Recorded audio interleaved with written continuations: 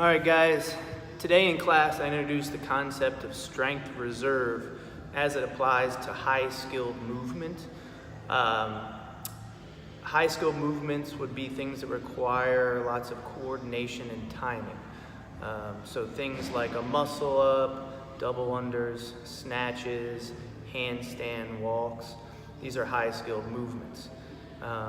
That's in contrast with low-skilled movements like a back squat, a deadlift, a pull-up, an overhead press. So anything that requires high skill, the best way to learn it in general is to have short bouts of frequent practice. So I like to use the analogy of piano playing.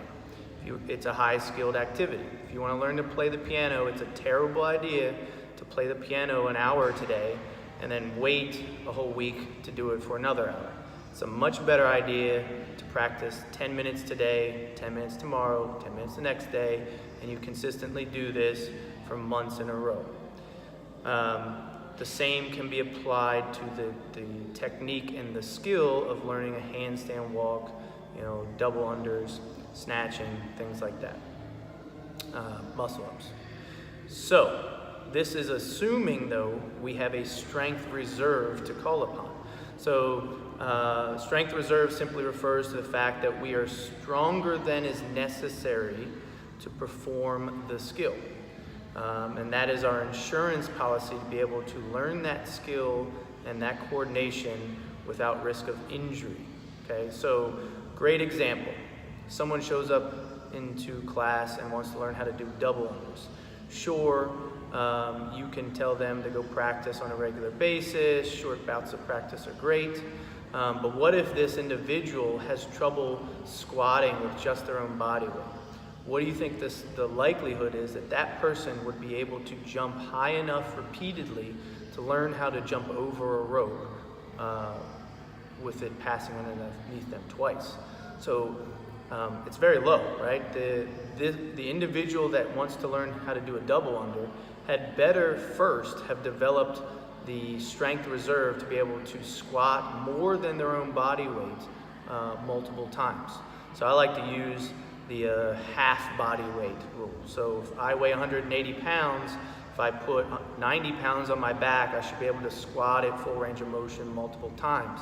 If I can do that, then I likely can jump high enough to then start to learn the coordination to perform double unders. Same thing with a muscle up, all right? If there's no point as a coach in me talking about how to perform a muscle up or drills to help you learn a muscle up if you have not developed the strength reserve to start using those drills. If you cannot do 5 strict pull-ups, 5 strict dips with your own body weight, we don't even need to have a discussion about muscle ups yet. You have to develop that strength over many months first, and then you come to me and let's start trying to utilize that extra strength to apply it in a very highly skilled, coordinated movement like a muscle up. Handstand walks, same thing. You get upside down and 10 seconds into it, you crash into the floor. Why are we even trying to get upside down? Right? There's no point in learning how to hold your body and walk on your hands if you can't, with ease, be upside down against a wall for at least 30 seconds straight and come down and be like, that's no big deal.